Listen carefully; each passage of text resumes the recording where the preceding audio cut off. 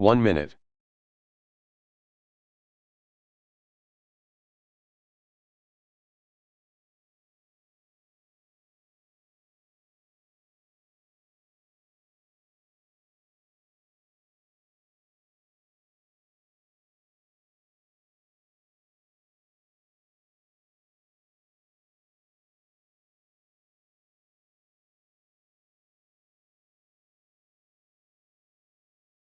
Thirty seconds.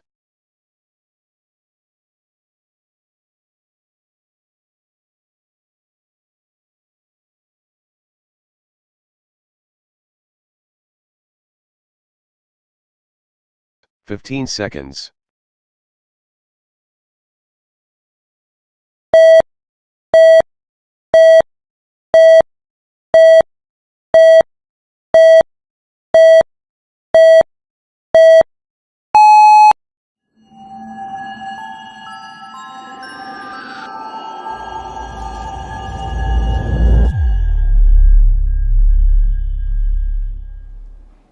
Assalamualaikum warahmatullahi wabarakatuh. Alhamdulillahilladzi alhaba anal hazan, inna rabbana laghafurun syakur. Asyhadu alla ilaha illallah wahdahu la syarikalah wa asyhadu anna Muhammadar Rasulullah sallallahu alaihi wasallam wa ala alihi wa ashabihi amma ba'du. Alhamdulillahirabbil alamin. Alhamdulillah jazahumullahu khaira. Sekarang kita baca terlebih dahulu surat Al-Baqarah ayat 183.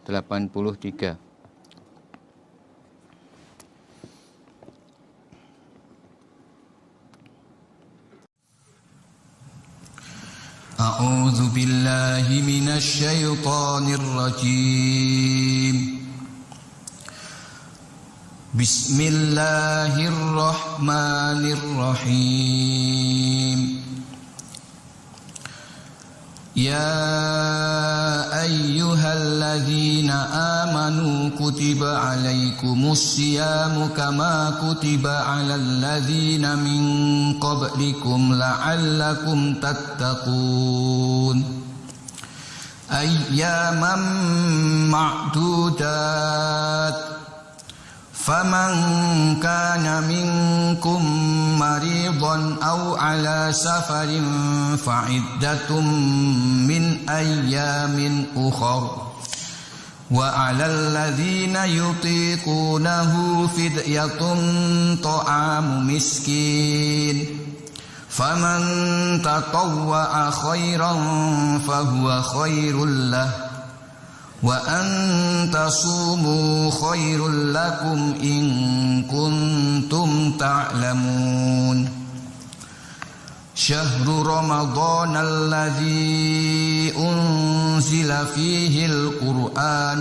هدى للناس وبينات من الهدى والفرقان فمن شهد منكم الشهر فليصمه ومن كان مريضا أو على سفر فعدة من أيام أخر يريد الله بكم اليسر ولا يريد بكم العسر ولتكملوا العدة ولتكبروا الله على ما هداكم ولعلكم تشكرون وإذا سألك عبادي عني فإني قريب أجيب دعوة الداع إذا دعاني فليستجيبوا لي وليؤمنوا بي لعلهم يرشدون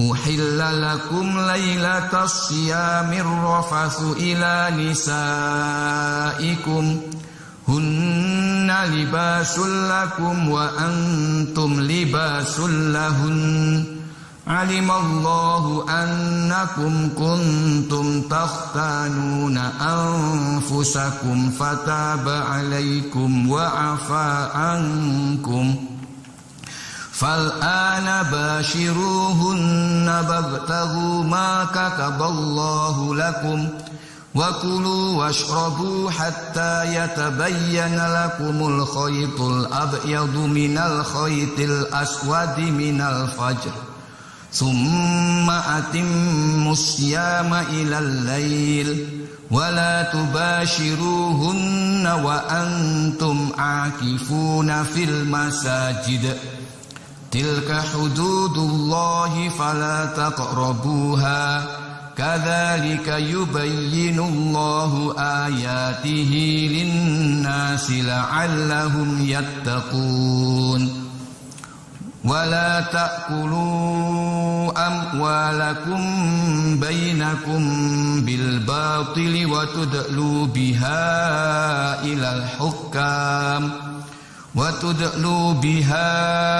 إلى الحكام لتأكلوا فريقا من أموال الناس بالإثم وأنتم تعلمون Walhamdulillahirabbil alamin. Allahumma shalli ala Muhammad wa ala Muhammad. Allahumma arhamna bil Qur'an waj'al imama wa hudaw wa nuran wa rahmah. Allahumma dzakkirna minhu ma nasina wa 'allimna minhu ma jahilna warzuqna tilawatahu ana al-laili wan nahar wajhujata ya rabbal alamin. Allahumma faqihna fid din. Allahumma 'allimna ta'wilal kitab. Allahumma atinal hikmah. Allahumma inna nas'aluka al-huda wat tuqa wal afafa wal ghina. Allahumma inna nas'aluka ilman nafi'ah wa rizqan thayyiban wa amran mutaqabbala. Allahumma inna nas'aluka ridhaka wal jannah wa na'udzubika min sakhatika wan nar. Allahumma inna nas'aluka ridhaka wal jannah wa na'udzubika min sakhatika wan nar. Allahumma inna nas'aluka ridhaka wal jannah wa na'udzubika min sakhatika wan nar. Allahumma alhimna rusdana wa a'idna min sururi anfusina. Rabbana la tuzigh qulubana ba'da idh hadaitana wa hab lana min ladunka rahmah innaka antal wahhab. Rabbana hab lana min azwajina wa dhurriyyatina qurrata a'yun waj'alna lil muttaqina imama. Allahumma ij'al auladana aulatan sholihin fuqaha fiddin hafizina lil kitab was sunnah mubarakan hayatum fid dunya wal akhirah bi rahmatika ya arhamar rahimin. Allahumma inna na'udzubika minan nifaq wa su'il akhlaq wa dhaikil arzaq. Allahumma inna na'udzubika minan nusyrika bika syai'an lamu wa nastaghfiruka lima la na'lamu. Allahumma anji aimatam jama'atana. Allahumma barik jama'atana. Allahumma ansur aimatam jama'atana. Allahumma aslih aimatam jama'atana. Allahumma shfi aimatam jama'atana. Allahumma hfad aimatam jama'atana. Allahumma ijal jama'ah wa adil fil qatar kafarah. Allahumma inna nas'aluka sihah wal ifah wal amanah wasnal hukm ridha bil qadar. Rabbana atina fid dunya hasanah wa fil akhirati hasanah wa qina adzabannar. Allahumma shalli ala Muhammad wa ala Muhammad walhamdulillahi rabbil alamin.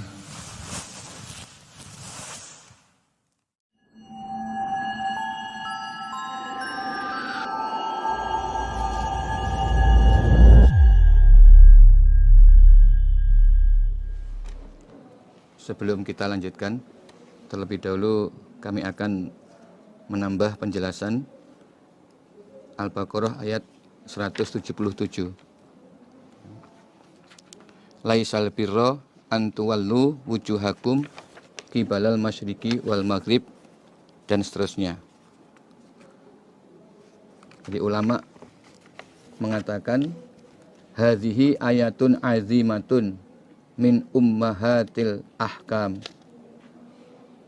Jadi ayat ini adalah ayat yang agung karena di dalam ayat ini terdapat pokok-pokok hukum dalam agama Islam. Li'annaha tadammanat sita asyarata qaidah. Kalau kita perhatikan dalam ayat ini terdapat 16. Yaitu yang pertama, iman kepada Allah. Iman kepada Allah maksudnya iman kepada asma-asma Allah, sifat-sifat Allah, dan Allah sebagai satu-satunya Tuhan yang berhak disembah. Termasuk di dalamnya itu iman pada adanya hari kebangkitan dari kubur.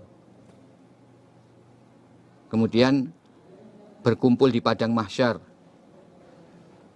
lalu adanya mizan, kemudian sirat, lalu telaga Kausar, kemudian syafaat pada hari kiamat, dan terakhir adalah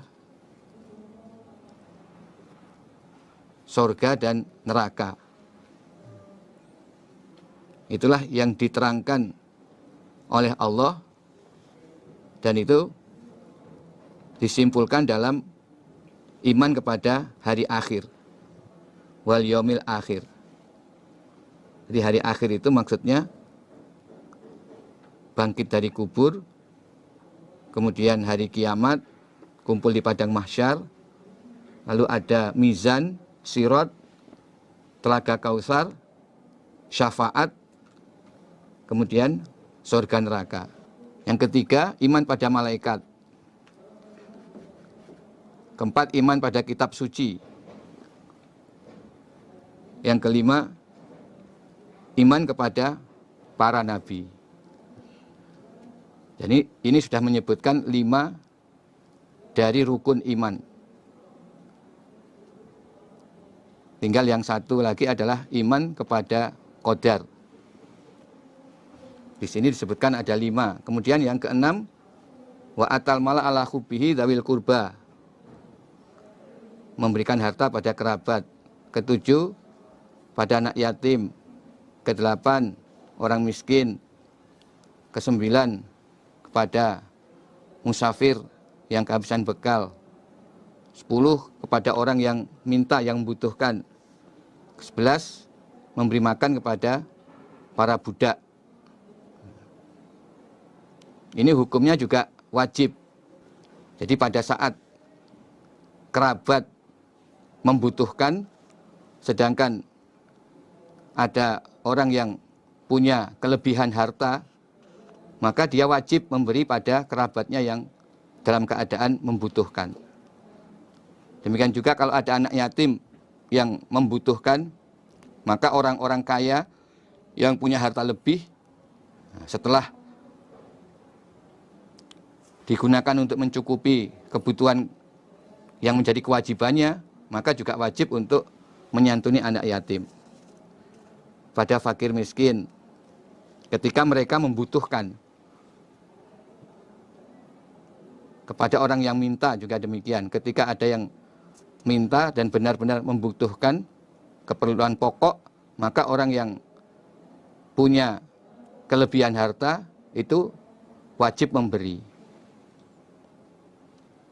Ini termasuk bagian dari wa mimma razaqnahum yunfikun. Jadi ini bentuk kewajiban di dalam harta selain wajibnya zakat. Diterangkan dalam hadis, inna fil mal hakun siwa zakah. Di dalam harta benda itu juga ada kewajiban selain daripada kewajiban zakat. Nah, termasuk dasarnya adalah ayat ini. Jadi ayat tentang infak ini termasuk bagian dari infak, menginfakkan sebagian dari rezeki. Ini tidak mansuh walaupun sudah turun ayat kewajiban zakat. Memang yang termasuk dalam rukun Islam adalah zakat. Tetapi juga ada infak atau sedekah yang hukumnya wajib, selain yang ditentukan dalam kewajiban zakat. Kalau zakat itu sudah ada ketentuan tersendiri. Bagi yang memiliki harta tertentu, dalam nisab tertentu, punya kewajiban dan ditentukan besarnya. Tetapi untuk infak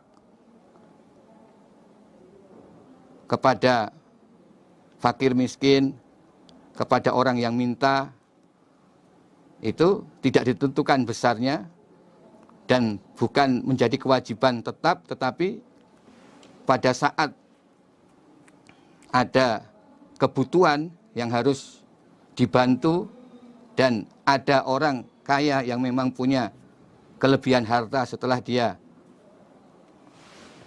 melaksanakan kewajiban-kewajiban dalam harta bendanya, maka dia tetap berkewajiban untuk memberikan harta yang dia senangi. Wa atal mala ala hubbihi. Nah, kemudian nomor berapa tadi tulisannya? Berapa? 12, berarti 13 ini ya. Wa aqamas shalah. 14 wa ataz zakah. Nah, ini termasuk dalam rukun Islam. Yaitu rukun Islam an tasyhada ilaha illallah 1, wa iqamas shalah, wa ita'az zakah, wa shauma ramadan, wa hijjal baiti man istata ilaihi sabila. Dalam ayat ini sudah dijelaskan 2 rukun Islam, salat dan zakat. Kemudian nanti dalam ayat berikutnya akan diterangkan tentang rukun Islam puasa Ramadan. Kemudian ayat berikutnya tentang ibadah haji. Lalu yang nomor berapa? 15 wal mufuna bi ahdihim idza ahadu. Ini menepati janji ketika berjanji. Maksudnya ini menepati amanah, baik janji kepada Allah maupun janji kepada sesama manusia. Jadi ini juga terkait dengan keimanan. La imana liman la amanatalah. Tidak iman seseorang kalau tidak punya amanah. Atau bisa juga tidak sempurna iman seseorang kalau tidak sempurna amanahnya. Jadi amanah terkait dengan keimanan. Terutama amanah kepada Allah adalah menjalankan kewajiban ibadah Allah. Ibadah kepada Allah. Kemudian amanah kepada sesama manusia itu menepati janji-janji yang dia bikin atau yang sudah diamanahkan kepadanya. Dan yang ke-16 adalah sabar. Sabar dalam menghadapi cobaan. Ini ada 16 kaidah, aturan pokok dalam agama Islam yang disebutkan di dalam ayat ini. Nah, kemudian Allah berfirman, ulaikal ladzina shadaku. Merekalah orang-orang yang sidik, yang jujur. Dalam hadis disebutkan, alaikum bisidqi fa inna sidqa yahdi ilal bir wa inal birra yahdi ilal jannah. Jadi yang dimaksud sidqi itu bukan hanya jujur ucapan, tapi lebih dari itu, yaitu jujur dalam imannya. Alaikum bisidqi itu jujur dalam arti jujur dalam imannya. Ya tentu saja mencakup jujur dalam perkataannya. Sebab kalau orang munafik itu salah satu di antara sifatnya idza haddasa kadzaba. Ketika bercerita dia berdusta. Nah, kemudian disebutkan wa inna sidqa yahdi ilal bir. Kejujuran itu akan menunjukkan pada perbuatan-perbuatan baik. Nah, dalam ayat ini dijelaskan laisal birra. Jadi ayat ini menjelaskan tentang kebaikan itu yang dasarnya adalah kejujuran. Jadi hadis itu ya menjelaskan ayat ini. Jadi orang yang jujur dia akan bisa melaksanakan kebaikan-kebaikan. Nah, kebaikan-kebaikan itu apa? Yaitu yang disebutkan dalam ayat ini.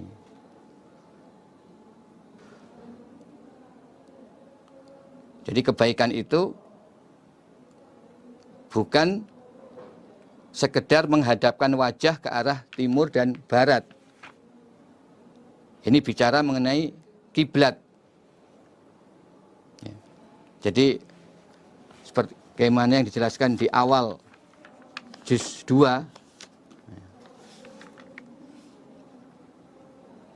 yaitu menceritakan tentang adanya nasikh mansuh dalam kiblat. Ini merupakan contoh adanya nasikh mansuh seperti dalam surat Al-Baqarah 106. Manansakh min ayatin aw nunsiha na'ti bi khairin minha aw misliha. Ayat yang kami mansuh akan kami ganti yang lebih baik. Itu Al-Baqarah 106. Nah, kemudian di awal juz 2 yaitu tentang nasikh mansuh dalam arah kiblat. Nabi ketika di Madinah awal kiblatnya menghadap Baitul Maqdis, kemudian dimansuh, diperintah menghadap kembali ke Ka'bah. Nah, peristiwa itu sangat memberatkan bagi orang-orang Islam yang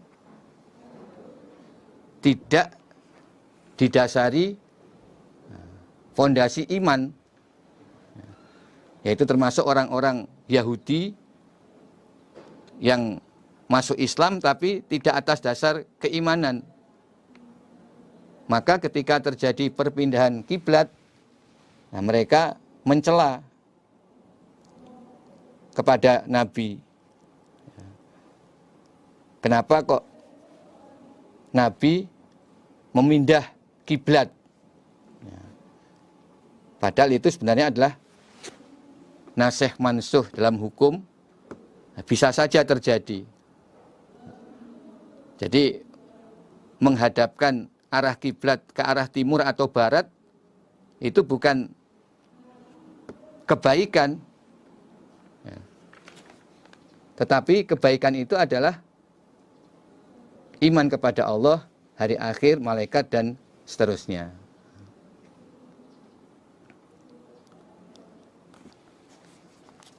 Nah, ini juga terkait dengan ada sebagian sahabat yang bertanya kepada Nabi, apa yang dimaksud albir itu, kebaikan itu apa? Nah, kemudian Nabi memberikan penjelasan. Orang yang iman kepada Allah, hari akhir, pada kitab suci, pada malaikat, itu sudah berbuat baik sebelum turunnya kewajiban-kewajiban dari Allah. Jadi sampai turunnya ayat ini, kewajiban yang Allah turunkan ya baru kewajiban sholat, kewajiban zakat, belum ada kewajiban berpuasa, belum ada kewajiban haji, sesuai dengan yang diterangkan dalam ayat ini. Jadi syariat agama waktu itu baru sesuai yang diterangkan dalam ayat ini. Itulah bentuk kebaikan, yaitu dasarnya keimanan. Nah, kemudian mengerjakan kewajiban-kewajiban. Sebelum kewajiban-kewajiban sempurna, itu sudah berarti berbuat baik. Sambil terus menunggu kewajiban-kewajiban yang berikutnya. Nah, itulah pokok-pokok ajaran di dalam agama Islam ini. Ini yang perlu kita pahami. Jadi agama Islam itu atas dasar iman, 6 rukun iman, kemudian 5 rukun Islam, kemudian masih ada kewajiban-kewajiban yang lain yang ditentukan di dalam Al-Quran dan Al-Hadis. Dan semua itu merupakan satu kesatuan dari perbuatan baik atau yang dimaksud amalan solihan, amal yang baik, amal yang berpahala, yang harus dikerjakan agar bisa masuk surga selama di neraka adalah berbagai macam kewajiban-kewajiban yang Allah perintahkan di dalam ayat-ayat Al-Quran, yang nanti akan kita kaji satu persatu kewajiban-kewajiban itu. Itu semua adalah bagian dari agama Islam. Itulah kebaikan. Dan itu menunjukkan iman yang sebenarnya. Ulaika ladzina shadaku. Dan itu merupakan bagian dari iman kepada kitab suci Al-Quran. Jadi kita tidak boleh memilah-milah dalam kewajiban-kewajiban yang ada dalam agama Islam. Nah, semua itu kita kerjakan sesuai dengan hukumnya. Kalau memang wajib dikerjakan dengan sepol kemampuannya, sesuai dengan kondisi. Tapi kita iman sepenuhnya. Yang mampu kita kerjakan ya harus kita kerjakan menurut kemampuan. Yang memang tidak sesuai dengan kondisi kita, ya tidak kita kerjakan. Tetapi kita iman, itu adalah bagian dari syariat Islam. Itu adalah bagian dari kitab Al-Quran. Nah, karena Allah menurunkan syariat Islam itu bertahap, ya, sesuai dengan turunnya ayat-ayat Al-Quran ini. Maka dalam satu ayat ini sudah dirangkum kewajiban-kewajiban dalam agama Islam yang turun sampai saat ayat ini diturunkan. Berarti ayat ini sebelum turunnya kewajiban puasa Ramadan, sebelum turunnya ayat tentang haji. Maka di antara rukun Islam yang disebut baru 2, sholat dan zakat. Lalu kewajiban yang lain, ya, infak kepada orang-orang yang punya hajat, menepati janji, sabar, itu sudah diwajibkan. Itu bagian dari akhlak, dari budi pekerti atau akhlak, baik akhlak terhadap Allah maupun akhlak pada sesama. Nah, ini di antara kewajiban-kewajibannya yang disebut dalam ayat ini. Nah, maka ketika ada sahabat menanyakan bagaimana orang Islam atau sahabat yang sudah meninggal padahal sholatnya belum menghadap ke arah kiblat. Allah berfirman, wa ma kanallahu liyudhi'a imanakum. Ayat 143. Wa ma kanallahu liyudhi'a imanakum. Allah tidak menyia-nyiakan keimanan kamu sekalian. Yang dimaksud keimanan kamu sekalian ya yang disebutkan dalam ayat ini. Walaupun sholatnya belum menghadap kiblat, tetapi selama ini sudah iman kepada Allah, iman pada hari akhir, iman pada malaikat, dan seterusnya, berarti itu sudah iman. Umpama meninggal dunia, ya sudah masuk surga, walaupun belum menghadap ke arah kiblat. Maka di awal ayat, ya, yang dimaksud kebaikan bukanlah arah hadapan ke timur atau ke barat, tapi yang penting adalah iman dan amal solih yang dikerjakan sesuai dengan perintah-perintah yang sudah diturunkan sampai saat itu. Ini terkait dengan ayat wa ma kanallahu liyudhi'a imanakum. Kalau sudah iman berarti ya sudah mendapatkan pahala walaupun sholatnya belum menghadap ke Ka'bah, karena saat itu belum diperintah untuk menghadap ke Ka'bah. Jadi dulu prakteknya para sahabat mengamalkan syariat Islam itu ya sesuai dengan ayat-ayat yang Allah turunkan secara bertahap. Nah, semakin sempurna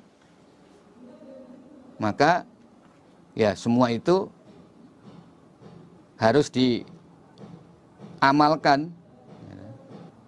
Berikutnya akan ada kewajiban puasa, ada kewajiban haji.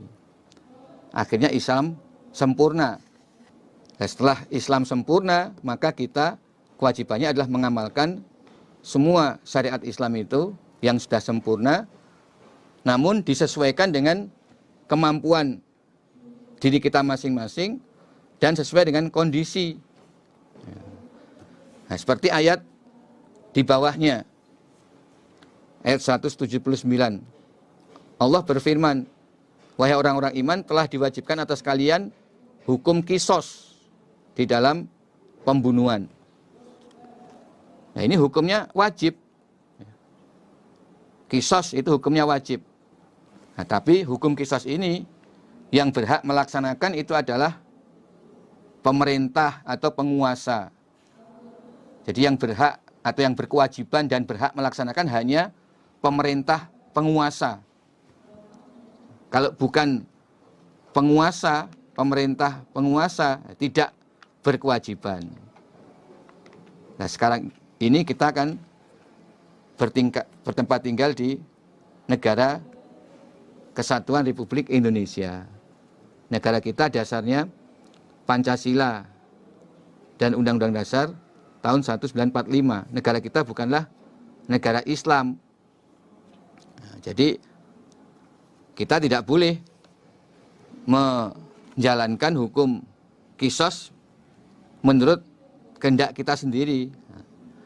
Kita sudah sepakat sebagai warga negara Indonesia, bangsa Indonesia, bentuk negara yang disepakati oleh seluruh masyarakat Indonesia adalah negara dengan dasar Pancasila, bukan negara Islam.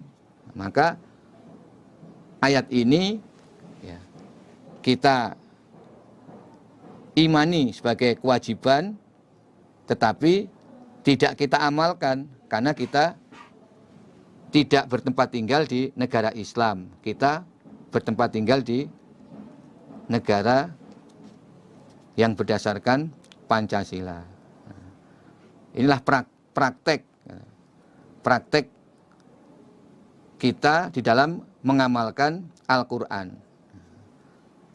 Ya, kalau dulu para sahabat mengamalkan Al-Quran sesuai dengan masanya. Ketika syariat belum turun sempurna, mereka atas dasar iman mengamalkan syariat yang sudah diturunkan. Itulah sudah berarti menjalankan agama Islam. Itu sudah berbuat baik. Mereka meninggal saat itu ya sudah iman, sudah benar imannya. Ulaika ladzina shadaku. Nah, kalau sekarang karena Al-Quran sudah turun sempurna, maka yang menyesuaikan adalah orang-orang yang mengamalkan sesuai dengan zamannya dan keadaan tempatnya, di mana mereka berada. Karena Al-Quran ini bisa berlaku sepanjang zaman. Jadi setelah Al-Quran sempurna, bukan berarti setiap orang yang iman pada Al-Quran lalu berkewajiban untuk mengamalkan langsung semua perintah-perintah yang disebutkan dalam Al-Quran. Nah, tidak demikian itu di dalam praktek ibadah menjalankan syariat yang ada dalam Al-Quran. Dan bukti kesungguhan keimanan tidak ditunjukkan dengan cara yang demikian itu. Nah, ini juga termasuk dalam pengertian ayat ini. Jadi pelaksanaan syariat itu ditentukan dengan kemampuan manusia yang melaksanakannya dan sesuai dengan kondisi, tempat, lalu zaman kehidupan mereka. Sebab ya Islam ini berkembang di seluruh dunia dan syariatnya berlaku ila yaumil qiyamah. Nah, Allah sudah memberikan rahmat.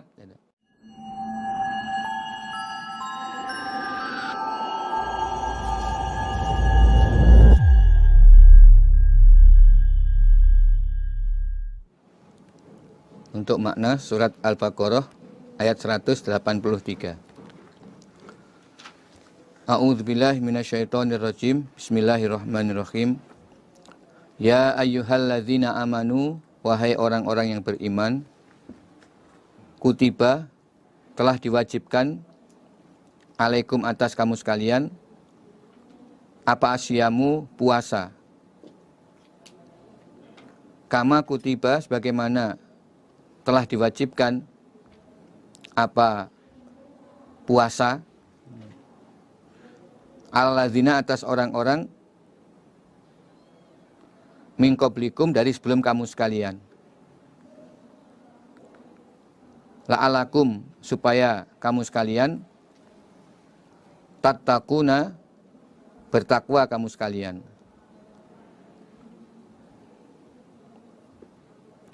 Wahai orang-orang yang beriman, telah diwajibkan atas kalian ibadah puasa, sebagaimana yang diwajibkan atas umat sebelum kalian. Berarti umat-umat dahulu semua juga diwajibkan untuk berpuasa. Nah, sekarang kamu juga diwajibkan berpuasa.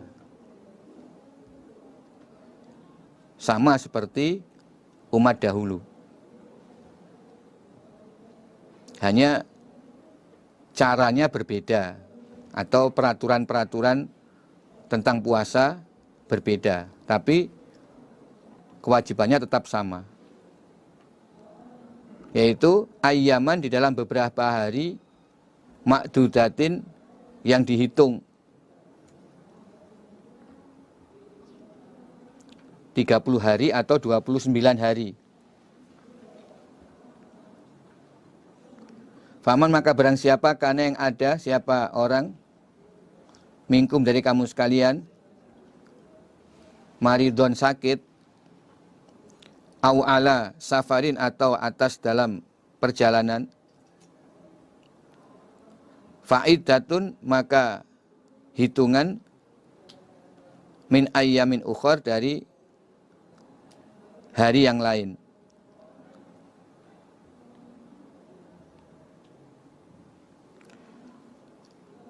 Barang siapa yang sakit atau dalam perjalanan, maka boleh tidak berpuasa, maka silahkan berbuka, tetapi wajib mengganti puasa dalam hari-hari yang lain, maksudnya di bulan yang lain. Jadi kalau tidak berpuasa 3 hari karena dalam perjalanan, maka wajib mengganti puasa 3 hari di hari yang lain. Di sini tidak ditentukan berturut-turut atau tidak, dan sampai berapa lama wajibnya mengganti, tidak ada ketentuan. Yang penting mengganti di hari-hari yang lain, di luar bulan puasa. Wa alladzina, dan atas orang-orang, yutikunahu, yang mampu mereka, hu, pada puasa, fidyatun, membayar tebusan, yaitu ta'amu miskin, memberi makan pada orang miskin. Satu orang 1 sok korma, atau satu orang miskin makan kenyang selama sehari. Memberi makan satu orang miskin makan kenyang sampai sehari. Kalau dulu umpama korma, ya, ukurannya 1 sok korma, itu cukup untuk sehari.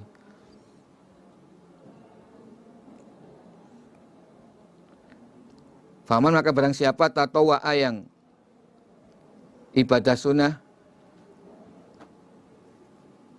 khairan pada kebaikan, fahuwa maka adapun ibadah sunnah khairun baik lahu bagi orang. Barang siapa yang menambah di dalam fidyah, maka itu baik, berarti mendapat tambahan pahala.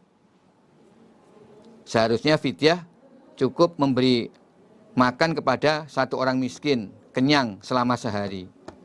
Tetapi kalau dia menambahkan dengan makanan-makanan atau mungkin menambah dengan uang, itu berarti merupakan amalan sunnah dan memperbanyak pahala.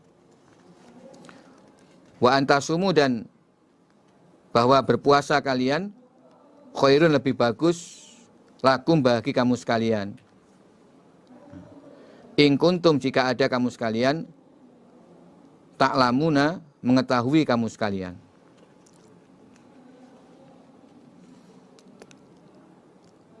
Ini ayat 183 yang pertama tadi, yaitu mansuh. Ayat 183 mansuh, nasihnya ayat 187.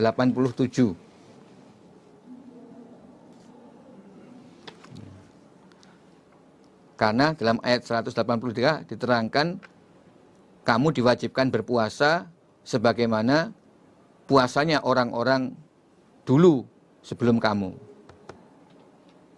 Nah, orang dulu itu puasanya ketika malam hari tidak boleh makan, tidak boleh minum. Jadi syariat puasanya umat dulu itu berbuka puasa hanya waktu maghrib. Kesempatan buka puasa hanya waktu maghrib. Setelah masuk waktu isya itu sudah malam, dihitung malam, dan tidak boleh makan, minum, atau sudah mulai berpuasa. Maka itu mansuh. Nasihnya ayat 187. Uhillalakum lailatas syiyam arrafatsu ila nisaikum. Dihalalkan bagi kamu malam berpuasa untuk mengumpuli istri. Berarti malam itu tidak dalam keadaan puasa. Boleh makan, boleh minum, juga boleh mengumpuli istri bagi yang sudah memiliki istri. Itu nasihnya. Itu bedanya syariat atau ketentuan puasa bagi umat Islam dengan ketentuan puasa yang berlaku bagi umat sebelum umat Islam. Jadi umat Islam ini mendapat rahmat atau keringanan dari Allah. Ibadah puasanya dengan peraturan yang lebih ringan. Puasa itu dimulai sejak terbit fajar sampai terbenam matahari. Sedangkan setelah terbenam matahari sampai terbit fajar berikutnya itu sudah tidak dalam keadaan puasa, boleh makan, boleh minum, dan boleh mengumpuli istri. Itu satu peraturan yang dimansuh. Nah, kemudian pada awal diwajibkannya puasa Ramadan, ini sebagian umat Islam ada yang tidak kuat puasa atau masih belum terbiasa untuk berpuasa. Maka Allah menurunkan ayat ini.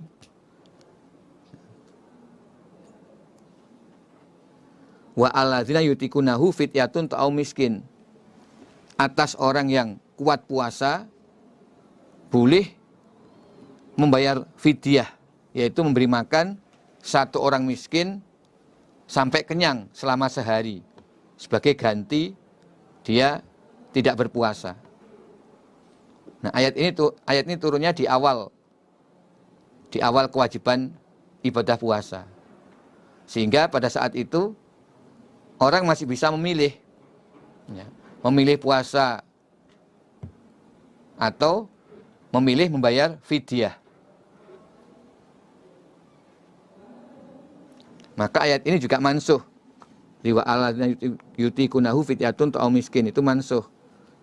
Nasihnya ayat di bawah, faman syahida minkum syahra falyasumhu.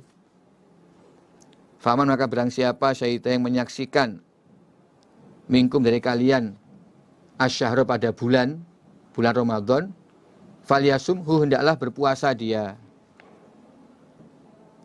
Jadi siapa saja yang menyaksikan bulan Ramadan wajib berpuasa. Tidak boleh lagi membayar fidyah.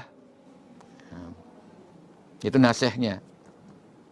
Pada awalnya mereka boleh memilih membayar fidyah atau puasa. Tapi kemudian dimansuh nasihnya, semua wajib puasa. Nah, menurut riwayat dari Ibnu Abbas, sahabat Ibnu Abbas, fidyah ini masih berlaku ya, bagi orang yang sudah sangat tua. Jadi menurut Ibnu Abbas ini tidak mansuh, tetapi ini berlaku khusus, yaitu bagi orang yang sudah sangat tua, yang dia sebenarnya masih kuat puasa. Nah, kalau mau dipaksakan masih kuat. Jadi yutikunahu itu menguatkan puasa. Kalau dipaksakan ya bisa, masih bisa. Tapi karena usianya sangat tua, maka boleh membayar fidyah. Jadi khusus orang yang sudah sangat tua, walaupun sebenarnya kalau dipaksa puasa ya masih kuat karena sehat, tidak termasuk yang sakit. Ya, dia sehat masih kuat puasa, tapi karena usianya sangat tua, boleh membayar fidyah. Ini juga bisa dipakai. Ya. Ini dasarnya adalah riwayat dari sahabat Ibnu Abbas. Jadi untuk orang tua, baik laki-laki atau perempuan, ini berlaku. Dia kuat puasa, tapi karena usianya sangat tua, boleh membayar fidyah. Kalau sakit, ya boleh tidak puasa, seperti yang diterangkan ayat sebelumnya. Faman kana minkum maridun au ala safar fa iddatu min ayamin ukhor. Kalau sakit, walaupun masih muda, yang sakit boleh tidak puasa, tapi nanti menggantikan di hari yang lain. Demikian juga yang dalam keadaan musafir boleh tidak puasa, tapi nanti menggantikan di hari yang lain. Sedangkan yang karena umur boleh tidak puasa dan membayar fidyah. Tapi kalau masih muda, sakit, ya tetap tidak boleh membayar fidyah. Harus mengganti hari yang lain. Sampai kapan? Tidak ada batasnya. Nah, tidak ada batasnya. Bahkan kalau kemudian meninggal dunia, maka yang menyaur puasanya adalah ahli warisnya. Ya. Jadi bukan bayar fidyah, tapi yang menyaur puasanya ahli warisnya. Dia tetap berkewajiban menyaur. Nah, kecuali kalau sakitnya itu menaut, sakitnya itu lebih dari setahun, maka termasuk yang boleh membayar fidyah. Jadi kalau sakitnya itu sampai lebih setahun, sampai Ramadan berikutnya masih sakit, tidak sembuh, sehingga memang tidak bisa mengqadha menyauri puasanya, maka boleh membayar fidyah. Nah, fidyah itu ukurannya memberi makan orang miskin kenyang. Nah, kalau dulu sebagian riwayat menyebutkan 1 sok korma, ada yang setengah sok, ya beberapa macam ukurannya. Tapi yang secara umum adalah memberi makan satu orang miskin sampai kenyang. Ya kalau sekarang ya disesuaikan dengan keadaan sekarang, berapa kira-kira harga makanan satu orang miskin 3 kali sehari sampai kenyang. Itulah ukuran fidyah. Nah kalau menambah banyaknya fidyah, berarti itu amalan sunnah. Wa antasumu khairul lakum, bahwa kamu berpuasa lebih baik bagi kalian. Ini ketika berlakunya fidyah di awal Islam. Jadi di awal Islam masih boleh milih fidyah atau puasa. Kalau puasa lebih baik. In kuntum ta'lamun, kalau memang kamu mengetahuinya. Tapi kemudian itu mansuh setelah turun ayat yang di bawah ini. Yaitu syahrul Ramadan, bulan Ramadan. Ini menjelaskan ayaman ma'dudat. Yang dimaksud beberapa hari yang dihitung adalah syahrul Ramadan, bulan Ramadan. Sebulan penuh. Terkadang 29 hari, terkadang 30 hari. Alladzi yang unzila diturunkan fihi di dalam bulan Ramadan apa Al-Quran, kitab Al-Quran. Hudan sebagai petunjuk, linasi bagi manusia. Wa bayyinatin dan penjelasan, minal huda dari petunjuk, wal furqan dan furqan. Furqan itu pembeda antara yang hak dan batal. Di dalam Al-Quran mengandung Al-Furqan. Terdapat ayat-ayat yang membedakan antara hak dan batal, memisahkan antara hak dan batal.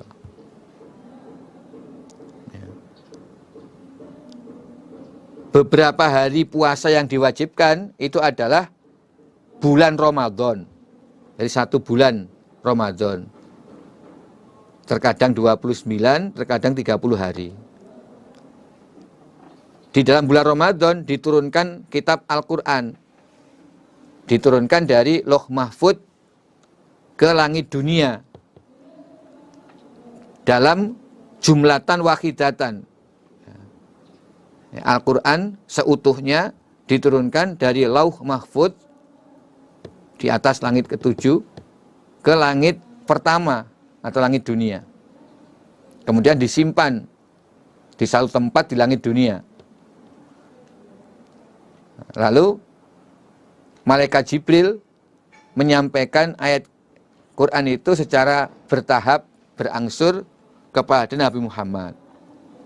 Sesuai dengan saat turunnya ayat. Ini kurang lebih selama 13 tahun. Di Mekah, kemudian 10 tahun di Madinah. Jadi total 23 tahun. Itu Al-Quran diturunkan malaikat Jibril secara bertahap. Tetapi yang dimaksud dalam ayat ini, turunnya Al-Quran dari Loh Mahfud ke langit dunia. Seperti yang diterangkan dalam surat Al-Qadr. Inna anzalnahu fi lailatul qadr. Kami Allah menurunkan Al-Quran itu dalam Lailatul Qadar. Itu Al-Quran seluruhnya diturunkan dari Lauh Mahfud ke langit dunia pada Lailatul Qadar. Nah, malam Al-Qadar itu terdapat di dalam bulan Ramadan. Itulah keistimewaan bulan Ramadan. Di dalamnya ada Lailatul Qadar yang pahalanya dilipatkan 1000 bulan. Lailatul Qadri khairum min alfi syahrin. Dan dalam Lailatul Qadar itu diturunkan kitab Al-Quran. Berarti Al-Quran diturunkan juga dalam bulan Ramadan. Faman maka barang siapa syahida yang menyaksikan minkum dari kamu sekalian asyahra pada bulan itu, bulan Ramadan, falyasumhu maka hendaklah puasa siapa orang pada bulan Ramadan. Nah, ini sebagai nasih dari ayat wa 'alal ladzina yutiqunahu fidyatun ta'am miskin. Nasihnya faman syahida minkum syahra falyasum. Asalnya boleh memilih fidyah atau wa antasumu khairul lakum. Nah, itu ayat 184. Boleh fidyah atau berpuasa. Kalau puasa lebih baik. Nah, kemudian ayat itu mansuh setelah turun ayat faman syahida minkum syahra falyasumhu. Barang siapa menyaksikan bulan Ramadan, maksudnya menyaksikan bulan Ramadan itu ya masuk dalam bulan Ramadan. Disebut menyaksikan karena tanggal 1 Ramadan itu harus dilihat dari bulan.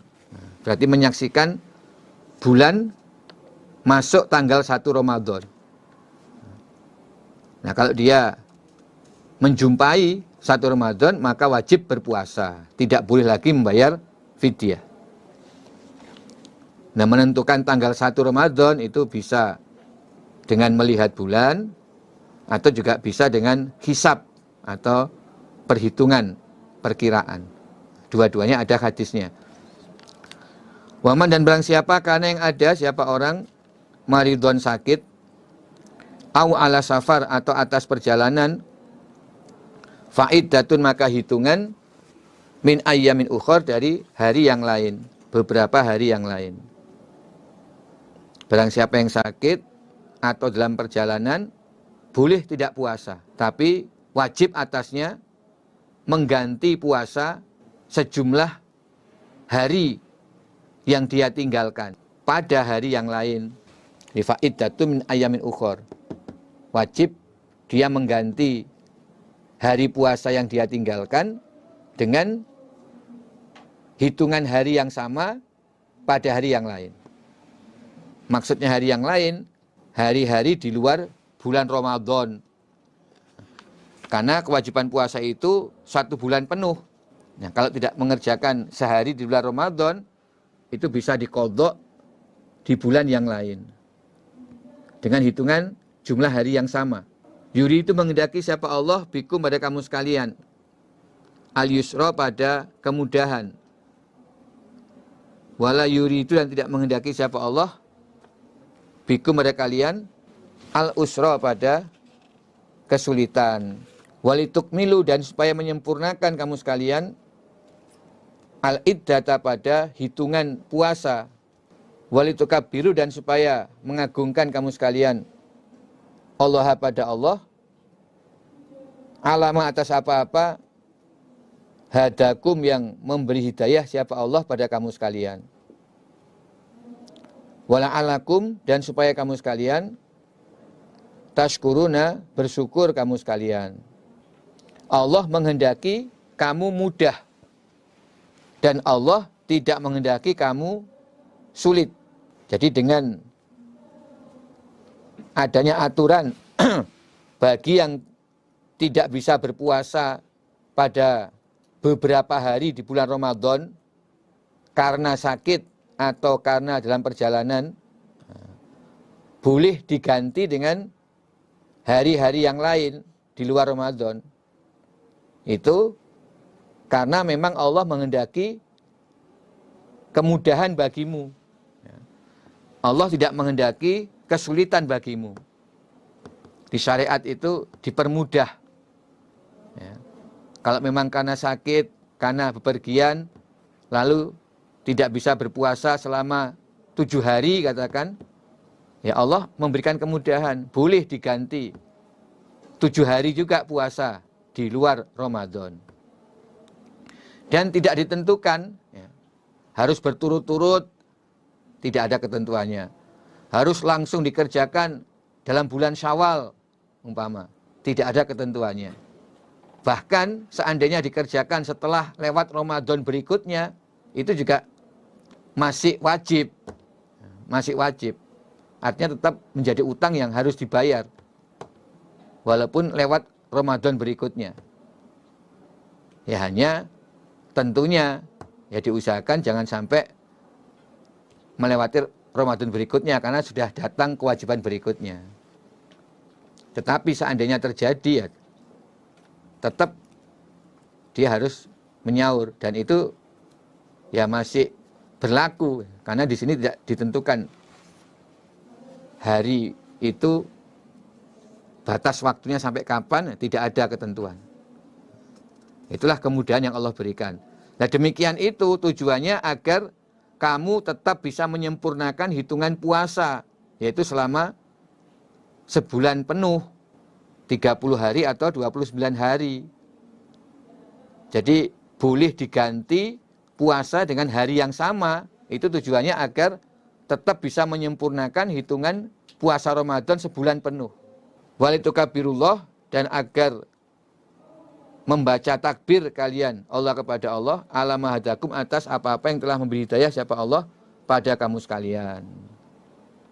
Ini pada malam hari raya disunahkan untuk membaca takbir sebagai tanda syukur kepada Allah atas hidayah yang telah Allah berikan. Wala'alakum tashkurun. Wa idza sa'alaka, dan ketika bertanya kepada engkau Muhammad, siapa ibadi beberapa hambaku, anni dariku, fa ini maka jawablah Muhammad, fa ini maka sesungguhnya aku Allah qaribun dekat, ujibu mengabulkan aku Allah, dakwatad da'i pada doanya orang yang berdoa, idza da'ani ketika berdoa siapa orang kepadaku. Falyastajibu, hendaklah mengabulkan mereka, li bagiku, wal yu'minu, dan hendaklah iman mereka, bi kepadaku, la'alahum, agar mereka yarsuduna, mendapat hidayah mereka. Ketika ada hamba-hambaku bertanya kepada engkau Muhammad tentang aku, jawablah bahwa aku dekat. Dekat itu ya pasti ada, tidak jauh. Allah pasti ada. Nah, kepastian Allah itu dibuktikan uji budak watad da'i dadaan.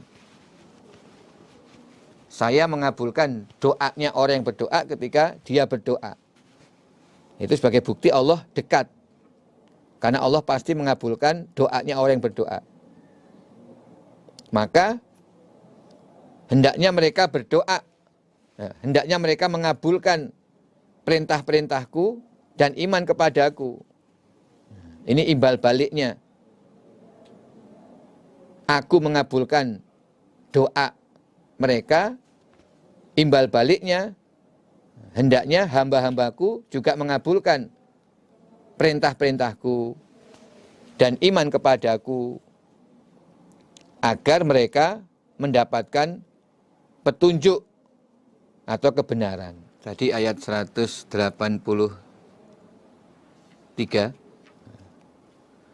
Jadi sebelum Nabi diwajibkan puasa Ramadan, itu Nabi sudah mewajibkan puasa dalam 1 bulan 3 hari.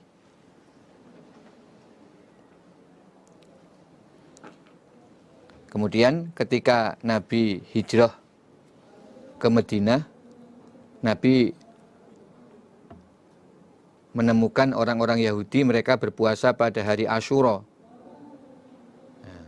yaitu puasa pada tanggal 10 Muharram. Lalu Nabi bertanya, orang Yahudi menjelaskan tanggal 10 Muharram itu adalah hari kemenangannya Nabi Musa. Ketika Nabi Musa menang melawan tukang sihir, juga ketika Nabi Musa selamat dari kejaran Fir'aun, sehingga Fir'aun ditenggelamkan di Laut Merah.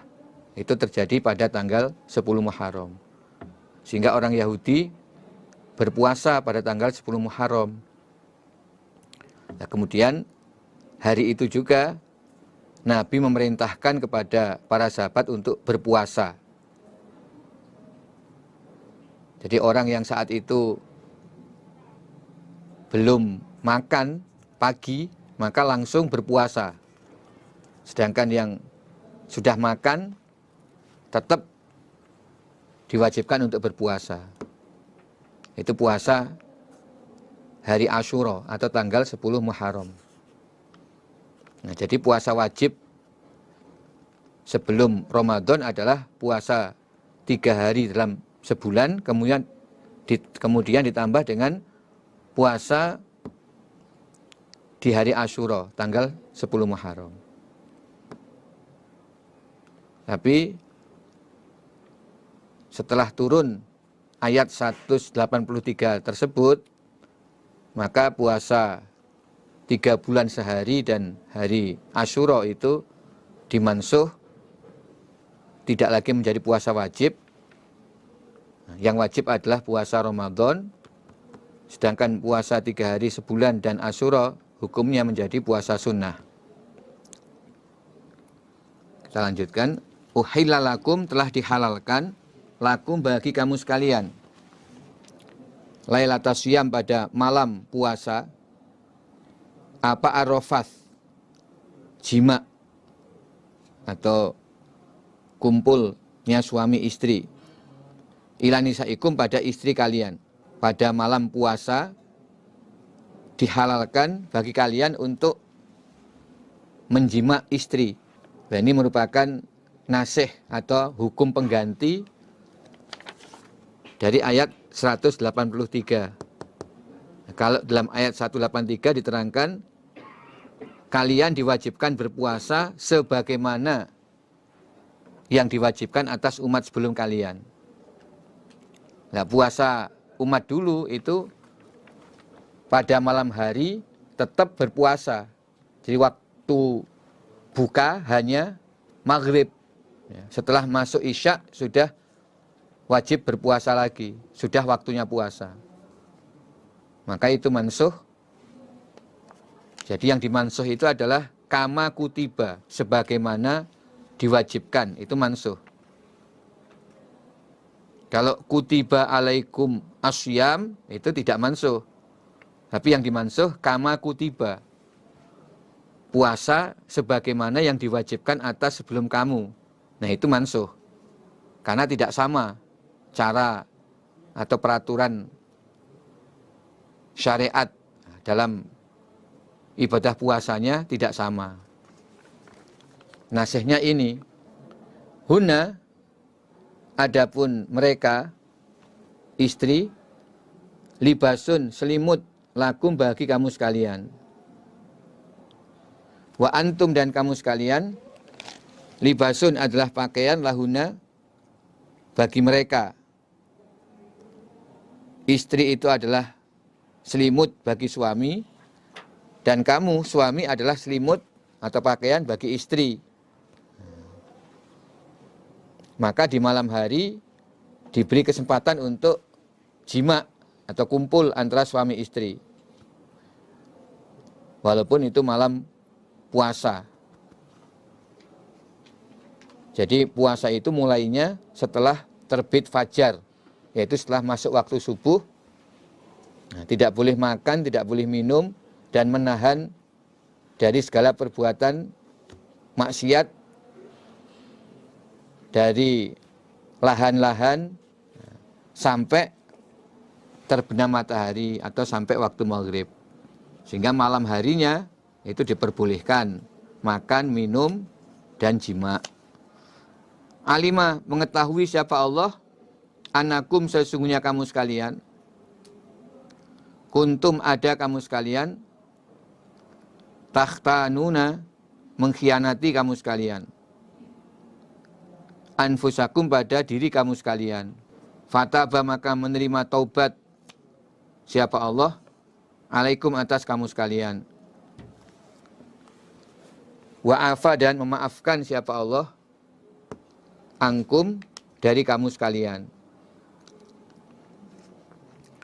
Allah mengetahui sebagian kamu ada yang berkhianat pada dirimu.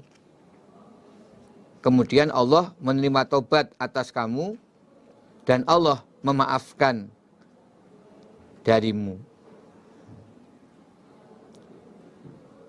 Jadi pada waktu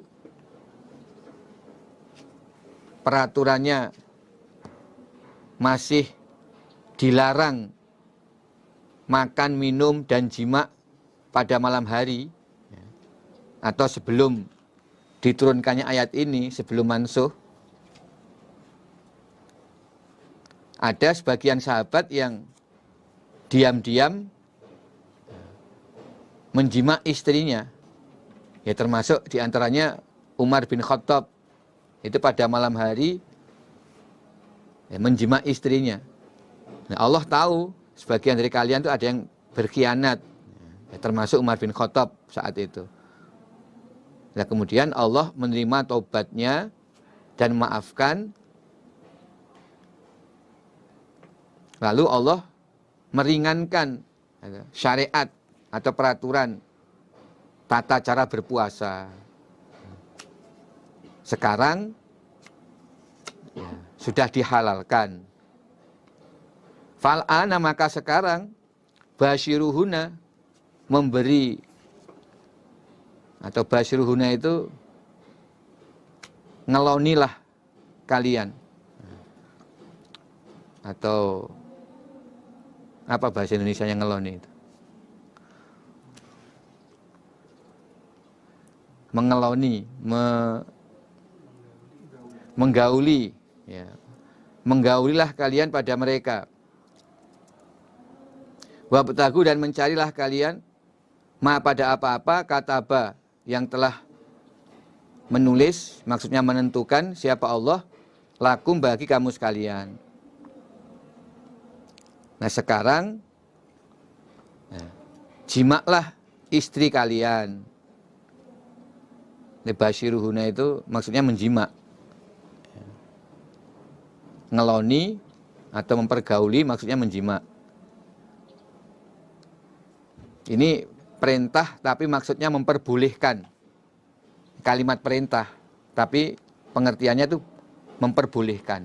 Sekarang kamu boleh untuk menjima mereka, istri.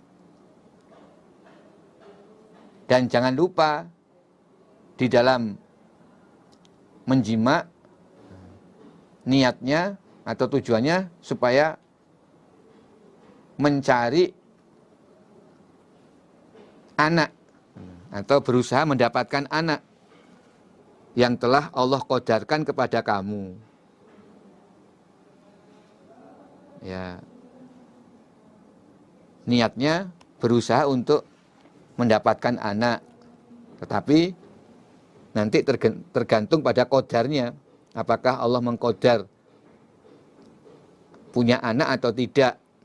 Tetapi jima itu supaya diniati untuk mencari keturunan sesuai dengan apa yang Allah qadarkan. Wa kulu, dan makanlah kalian, wasrobu, dan minumlah kalian, hatta yatabayyana, sehingga jelas, lakum bagi kamu sekalian, apa al-khaytul abyad, benang putih, minal khaytil aswad, dari benang hitam, yaitu minal fajr, berupa terbitnya fajar. Summa atimu, kemudian menyempurnakanlah kamu sekalian, asyam, pada puasa, ilal lail, sampai malam hari.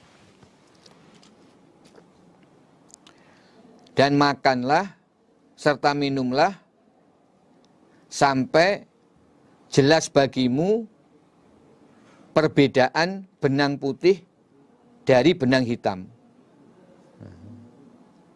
yaitu terbitnya fajar. Jadi menurut asbabun nuzul atau kisah sebab turunnya ayat ini, ya, yang diterangkan dalam hadis, pada awalnya kalimat minal fajri ini belum diturunkan. Jadi ayat itu berbunyi wa kulu wasrobu hatta yatabayyana lakumul khaytul abyad minal khaytil aswad. Silahkan kamu makan, minum sampai jelas perbedaannya benang putih dan benang hitam. Sehingga setelah turun ayat tersebut, ada sahabat yang mengikatkan benang putih dan benang hitam di jari jempol, di kedua jempol kakinya. Ada yang meletakkan benang putih dan benang hitam di bawah bantalnya. Kemudian sambil dia makan, minum, lalu memperhatikan benang putih dan benang hitam ini apakah warnanya sudah berbeda atau sudah kelihatan warnanya. Kalau masih gelap, ya, semua masih hitam, warnanya berarti masih boleh makan dan minum. Sampai fajar terbit, hampir atau sudah terbit matahari, baru terlihat bedanya. Ini benang putih, benang hitam. Sehingga mereka tetap makan minum. Padahal sudah terbit fajar. Bahkan sudah hampir atau sudah terbit matahari. Setelah tampak bedanya benang putih dan benang hitam. Jadi mereka salah dalam menafsirkan ayat ini. Kemudian Allah menambah, menurunkan ayat ini dengan tambahan minal fajr. Jadi minal fajr ini turunnya belakangan. Setelah ada beberapa sahabat yang salah dalam menafsirkan ayat itu. Baru Allah memberikan penjelasan yang dimaksud benang putih dan benang hitam itu adalah terbitnya fajar.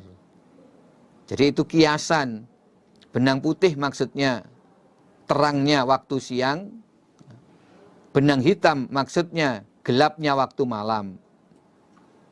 Berarti ayat itu kalau diartikan makan dan minumlah sampai hilangnya gelapnya malam dan datangnya terangnya siang. Khaitul abyad, benang putih itu terangnya siang. Khaitul aswad, benang hitam itu gelapnya malam. Jadi sampai hilangnya gelapnya malam, kemudian tampaknya terangnya siang. Yaitu minal fajr. Jadi minal fajr menjelaskan khaitul abyad minal khaitul aswad, yaitu minal fajr. Berarti sampai terbit fajar. Silahkan makan, silahkan minum sampai terbit fajar. Jadi berdasarkan ayat ini, puasa itu dimulai ketika terbit fajar. Itulah syariat yang diberlakukan bagi umat Nabi Muhammad SAW. Suma atimmu, kemudian menyempurnakanlah kalian asyam pada puasa ilal lail sampai waktu malam. Mulai terbit fajar sampai masuknya waktu malam. Waktu malam itu adalah waktu terbenam matahari atau masuknya waktu maghrib.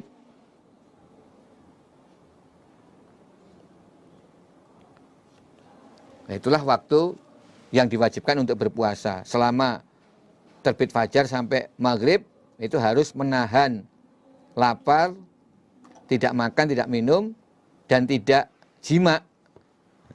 Kemudian juga menjauhi dari kemaksiatan-kemaksiatan. Itu arti ibadah puasa.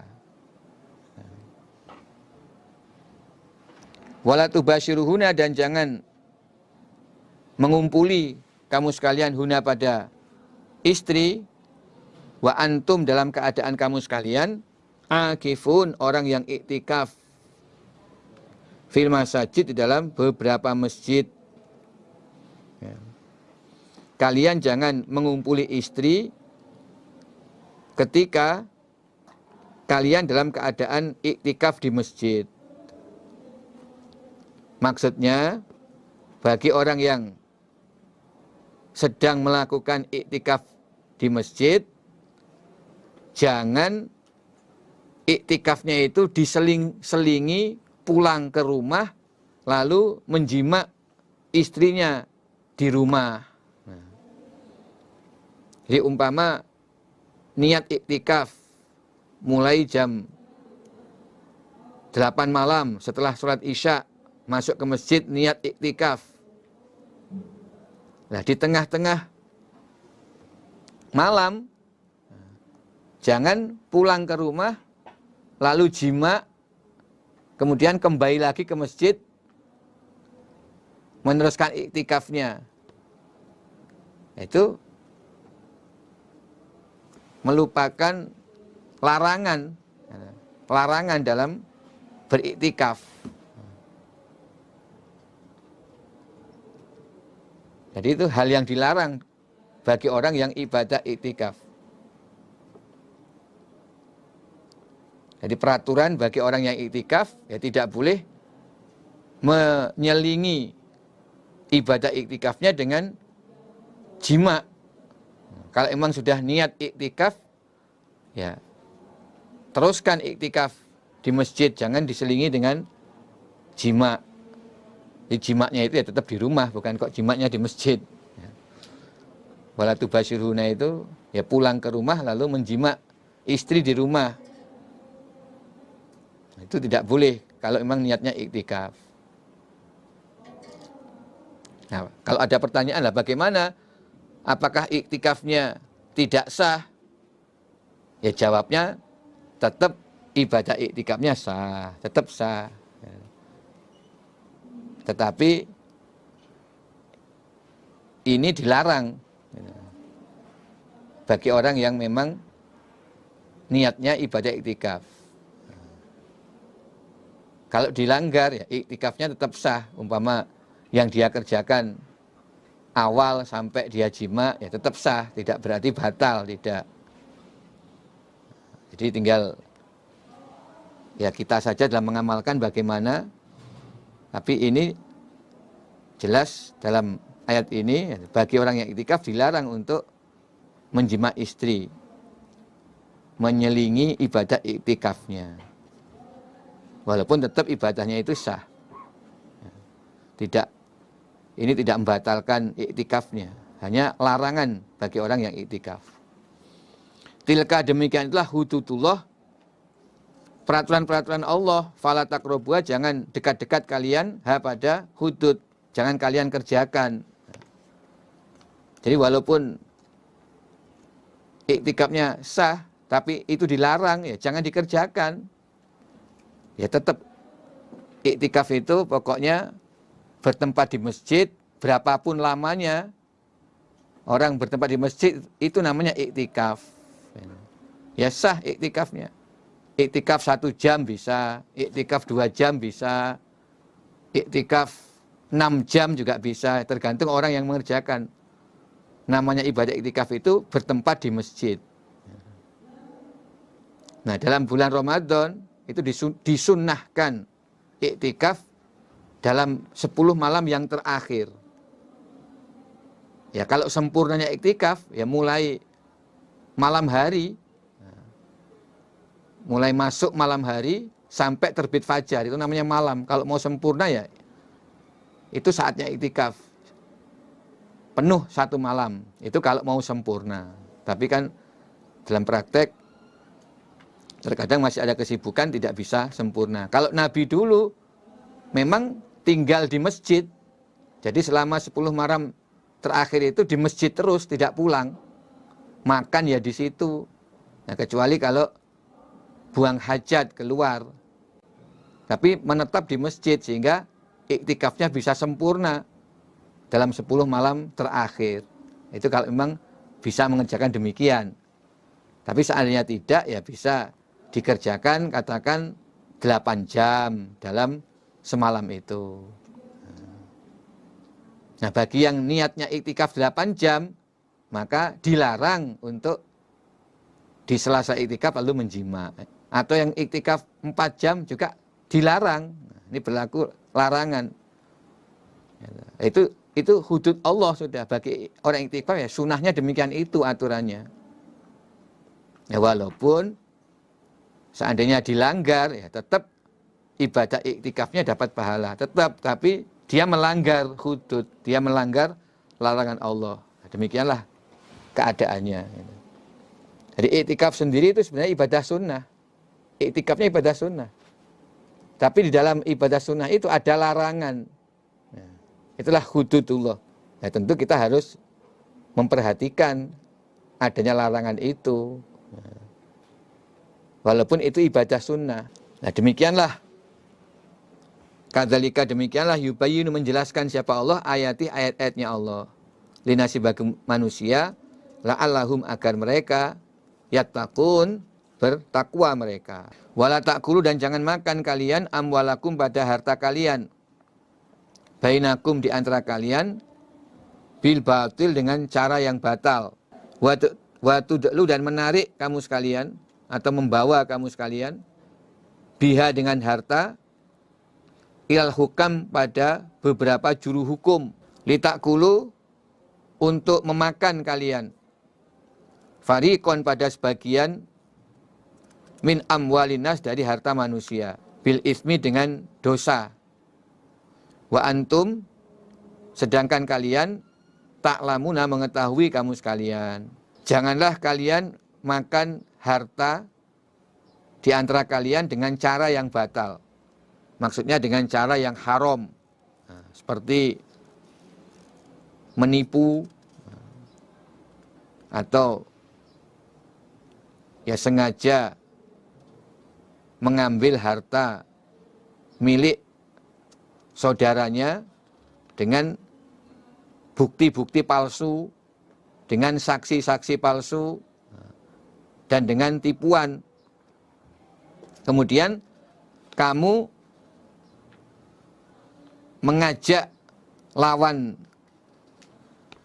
berperkaramu itu kepada juru hukum atau hakim untuk agar kamu mendapatkan keputusan dari hakim bisa memakan sebagian dari harta orang lain dengan cara dosa dalam keadaan kamu mengetahuinya. Jadi ini larangan memakan harta orang lain dengan cara menipu, dengan saksi palsu, bukti palsu, kemudian membawanya ke hadapan hakim agar hakim menghukumi dia berhak atas sebagian harta orang lain tersebut yang dia peroleh dengan cara yang berdosa, yaitu menipu tadi, dan dia mengetahui bahwa sebenarnya itu bukan barang miliknya. Jadi berat hukumnya.